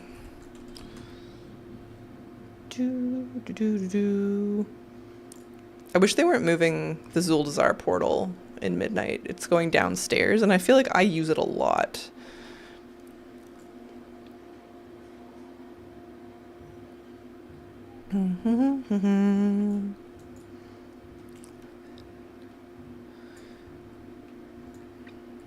Let's see, and then Dragonflight, no, Shadowlands, Dragonflight, War Within. Shadowlands. Do Shadowlands herbs also zone specific? I can't remember. That's gonna be annoying. maybe I can tell from here. Shadowlands, ink, milling, Shadowlands milling. First flower, that's from Zareth Mortis. Nightshade, Vigil's Touch, Rising Glory, Marrow Root. Yeah, I think they're like heavy in one zone, but maybe not exclusive. Like Vigil's Torch is Bastion. Marrow Root is mostly Maldraxxus, I think. I guess that's fine. Those ones might be cheap, actually. Shadowlands mats were really cheap at some point, and I can't really remember why.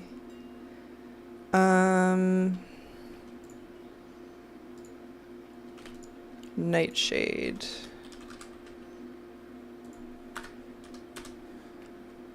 $19, no. Vigil's Torch. Vigil. 12, okay, no. Not cheap. We will have to go do that.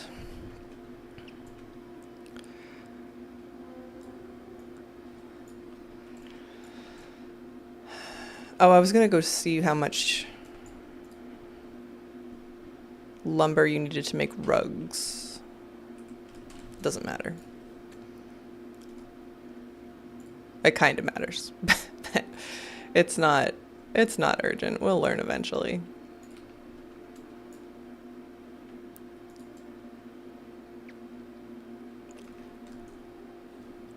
What else? What else?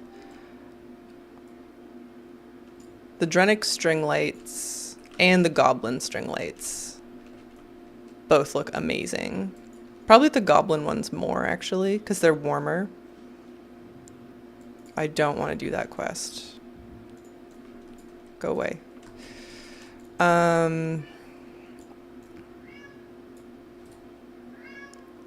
We have a tiny cat crying sadly in the background. Because I'm not always at home anymore. Got her an auto feeder for lunch. Because COVID pets, she's used to getting 3 meals a day. I'm like, okay, if I'm not going to be around during the day, she's, going to get hungry. And it goes off in about 20 minutes. So she's going to be crying in the background for roughly 20 minutes.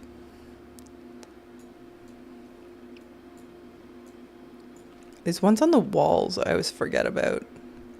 I feel like as I was leveling in BFA, I just completely didn't notice any of these ones that are like on vertical planes. I was very confused once I finally figured that out.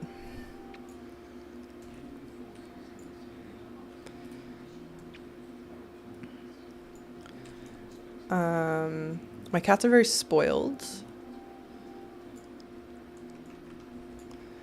But they also both, oh, that was the wrong button, have like dietary restraints that are not compatible, which is quite annoying.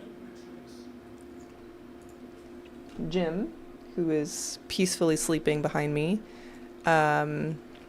needs like urinary health food, I guess. So cats don't instinctively drink water. In the wild, they get most of their fluids from their prey.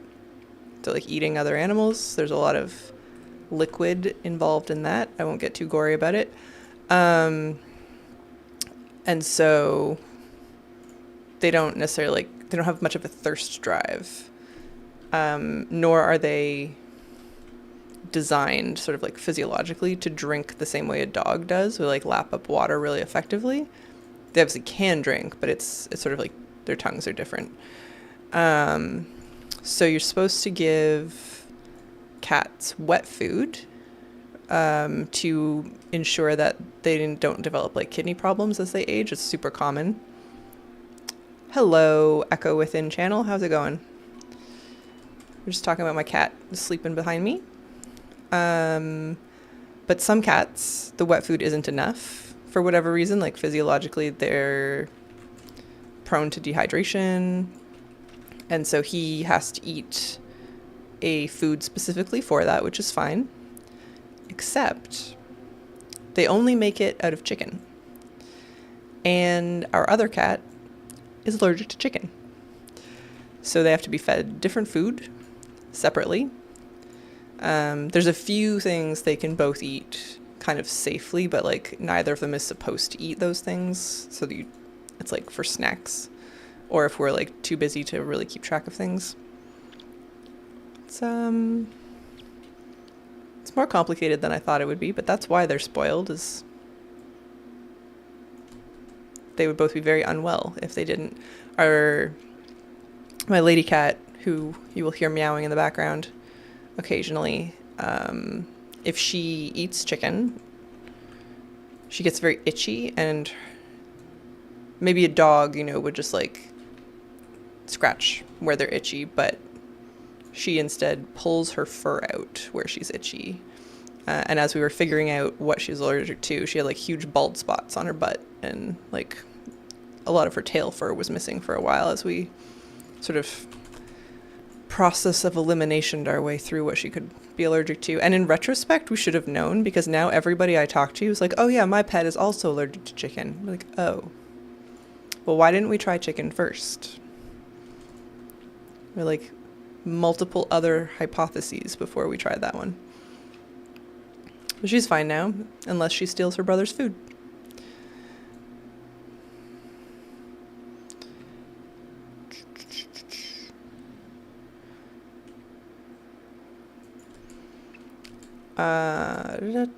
We are farming old herbs in preparation for player housing. Inscription makes a lot, like they have the most recipes added for housing items, and this is my scribe. Scribes obviously use ink, which is made of herbs. So we're herbing in all expansion zones just a little bit to sort of get ahead of what might be needed to craft things. I didn't plan it out all that thoroughly. I didn't go check like, oh, I want this item and it requires this mat, blah, blah, blah, because there's also dyes to color things. I just watched your video about lumber gathering and it was phenomenal. Thank you. Yeah, everybody's been super nice. I'm glad it's been useful. Simple, quick, all we need. Yeah. So this videos are really like labor intensive.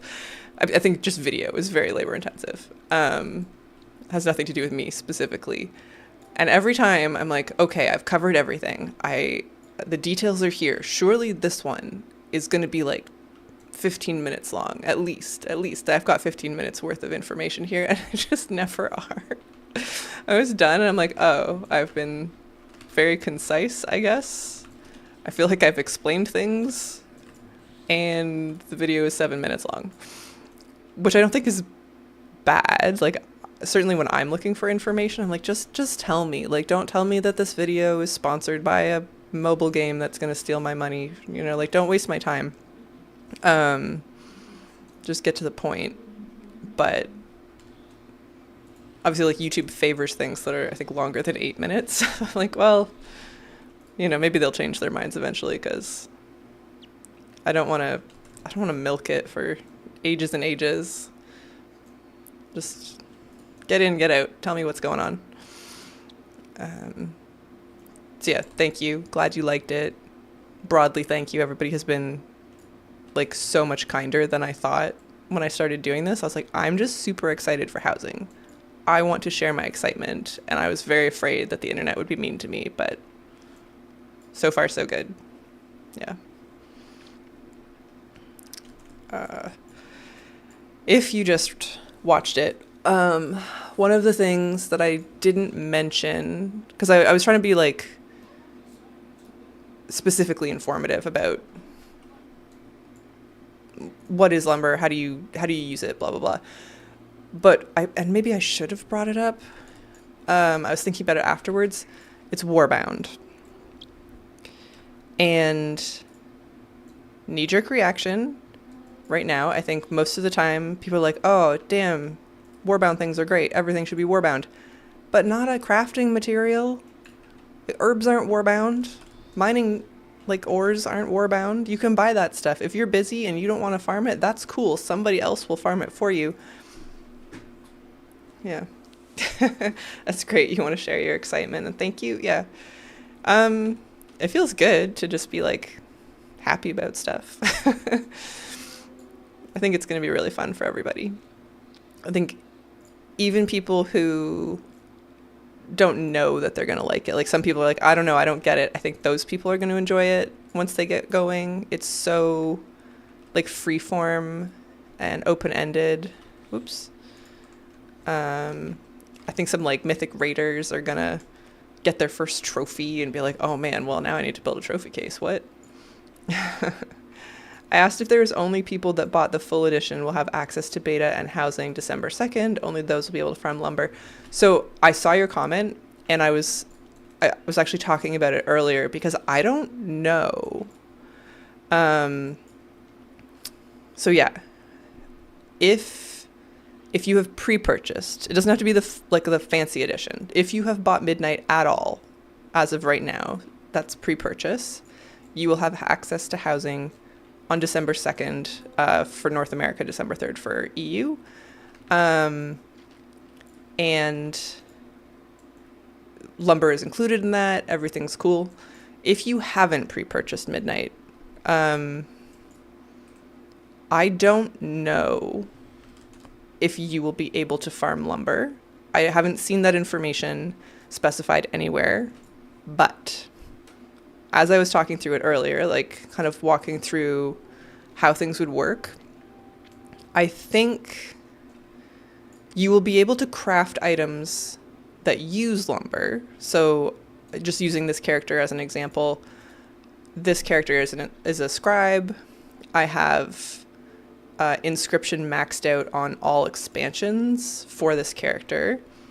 So I think if I hadn't pre-purchased Midnight, even if I hadn't pre-purchased Midnight, and I go to like the Northrend Inscription trainer on December 2nd, I'm certain, even though they haven't said this specifically, that I will be able to learn those recipes, and then other people can submit crafting orders for those items that I can make. So again, if I hadn't pre-purchased and I learned those items, somebody could send me a crafting order and I would know how to make them. I think that there's no way that won't be true. That just seems like the only way it could work. When it comes to farming lumber, I'm inclined to believe that lumber will simply be added to the game, and so you should be able to. Let me check that quick. The difference is about different minute. Yeah, all pre-purchase get you housing. You don't have to do the expensive one. The expensive one just gives you like extra housing items. There's like a fountain and stuff. But so if you haven't pre-purchased and housing comes out not next week, but the week after, or December 2nd, you can visit the neighborhoods. So like if you and I grouped up, you could come visit my neighborhood and my house. And the NPC that not teaches lumber gathering, but gives you the item, is in the neighborhood. So I am inclined to believe that you could speak to them and get the axe that enables lumber gathering. But that information isn't anywhere that I've seen it. It just seems like if you talk through all of the things we do know, it seems like you should be able to farm lumber, even if you haven't pre-purchased Midnight, because you can go to the zone and you should be able to talk to the NPCs. Like you won't be able to do the weekly quests because you don't have a house. Or maybe probably you wouldn't be able to do the weekly quests. I don't really know. But talking through it, I would be surprised if you couldn't interact with lumber, even if you haven't pre-purchased it. But it was a really good question. Yeah. So I hope we get like a definitive answer from someone. I'm not really sure. I guess maybe someone on the forums has asked, or there's a place on the forums where we could ask. The problem with that is just that the devs are obviously keeping track of and responding to so much feedback that I haven't seen them interact specifically with detailed questions about housing. Will it be private, guildy? How will that work? The neighborhoods, so there's 3 kinds of neighborhoods. If you're in a guild with, I want to say more than 8 people, or 8 or more people is maybe the number, that guild can make a guild-specific neighborhood that is private for your guild. So that's neighborhood type 1. The second one is there's also communities in WoW, so they're not guilds, but they're like cross-server, sort of like themed communities.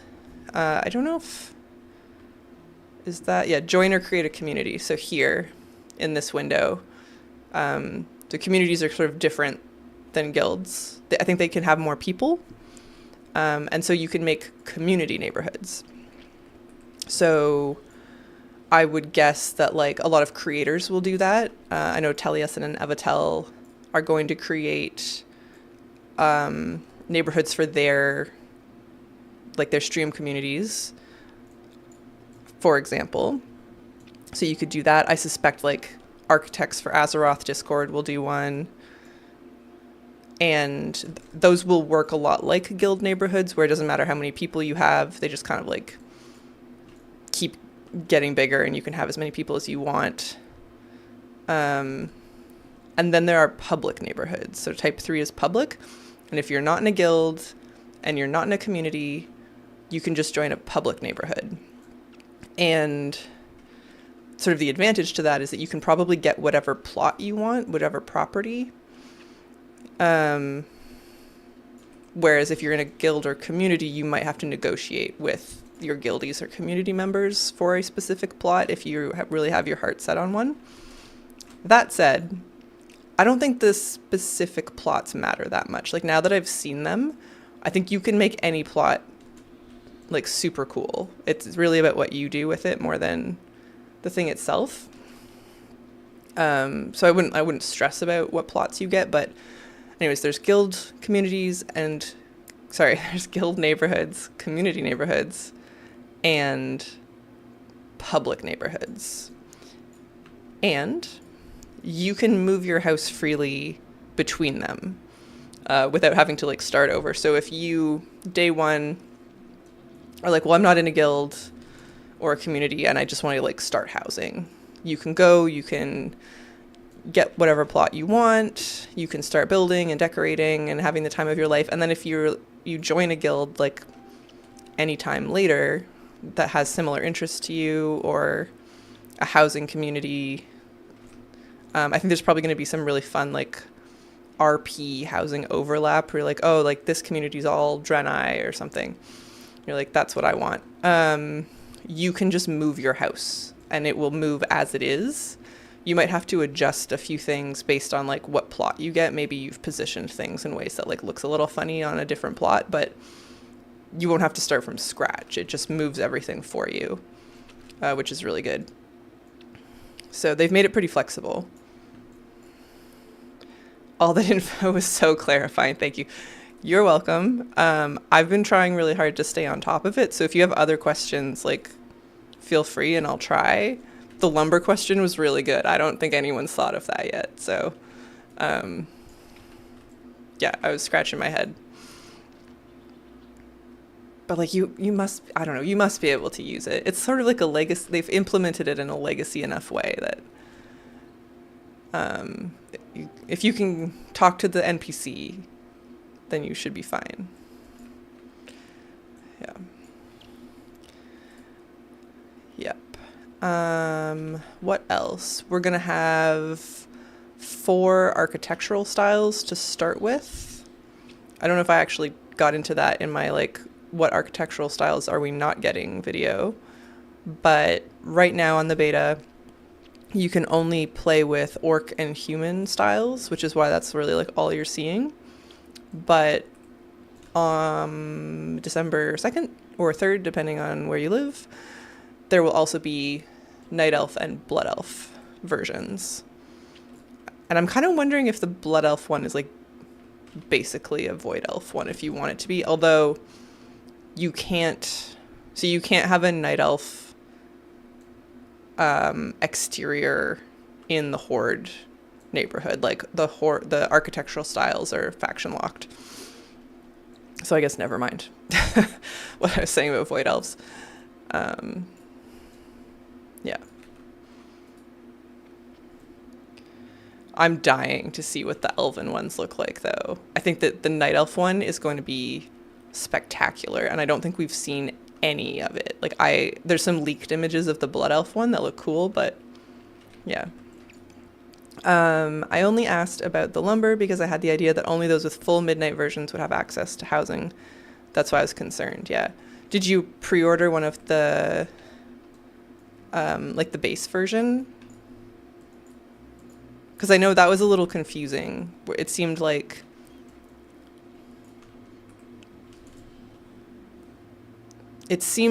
it would be locked behind a fancier version, right? Like they could be greedy and get away with that. But anyone who's already bought Midnight will get housing. And I gotta think the cost is the same as waiting. I don't actually know.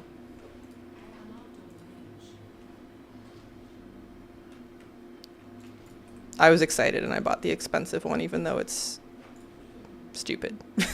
It's like a lot of money, and I've been using the Mogs, I guess, on some of my characters. But the decor items you get with the epic version, I probably won't even use. I did get the full one, but my nephew's got the basic ones. I see. Ooh, you guys could have like a family community if you wanted. Maybe. I think the minimum number for a community is 8, or a guild is 8.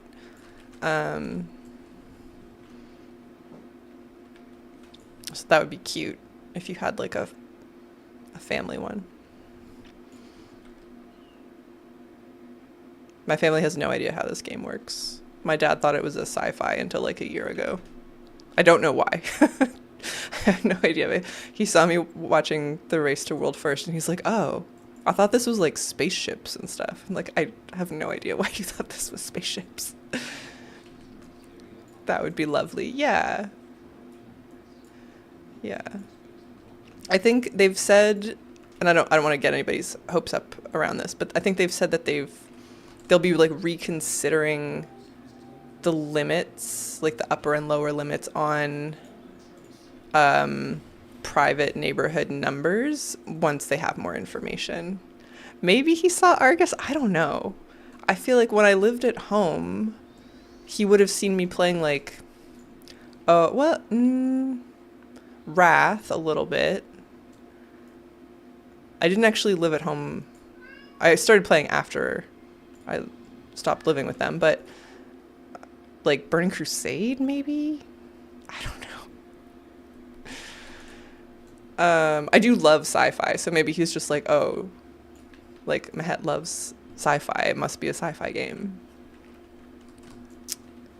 Unknown. Everyone was confused. Yeah. All right. I think that's good for BFA.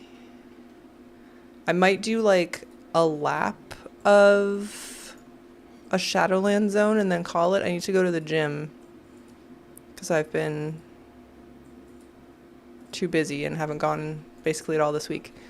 Fairy Draenei thing, Exodar. Yeah, they are spaceships. I'm so curious. I don't know if you've done the Draenei Heritage quest, but it sort of ends heavily implying that they want to build themselves like a city or a town specifically for Draenei. And you don't learn anything except that they're like thinking about it, so I don't think that's like much of a spoiler. But I I'm curious what that'll look like if we ever get it in game. Because yeah, the Exodar and the Vindicar are like spaceships, and that's mostly what we've seen from them for like hubs.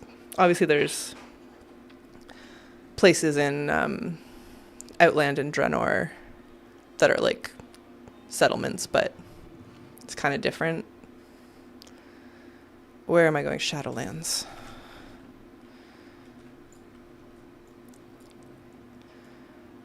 Okie dokie.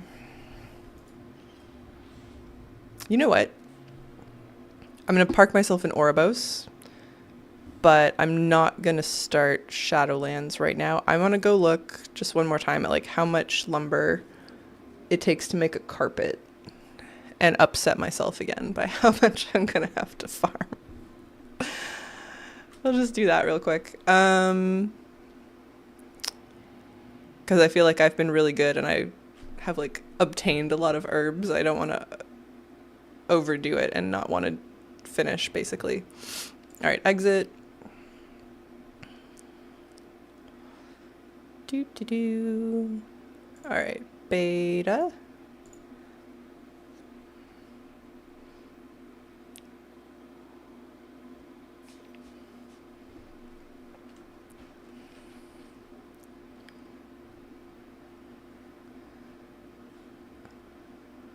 Because the fencing was one of the lowest numbers I've seen, is part of why I really want to check.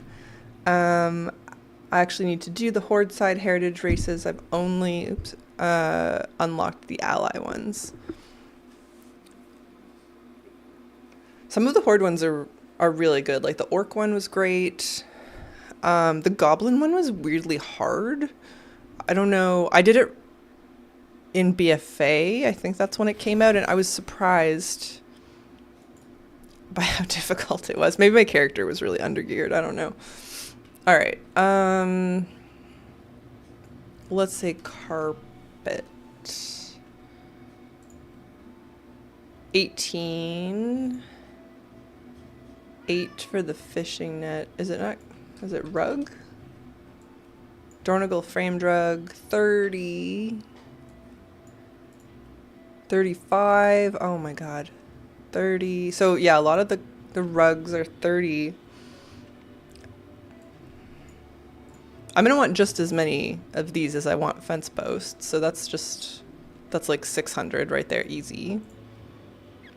Bummer. That's not what I want. Some of them are 18, I guess. This one's really nice too.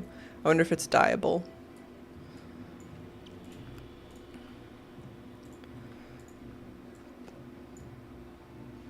I don't know what the sort of like thresholds are for what's dyeable and what's not. This would be really nice too, in a bunch of different colors. Okay. Well, I'm just gonna like pretend that I'm gonna have to farm 2,000 plus lumber and mentally prepare myself for that. All right. Thank you guys for hanging out. I need to go to the gym before I start making excuses for myself for today. But I appreciate you spending this time with me. It's been lovely. I'm glad that all of you are learning something as I do about how crafting and housing is going to work. I'm going to keep digging, and if I find new answers, I will certainly let you know. But enjoy the rest of your weekend, and I will be back again soon. Thank you.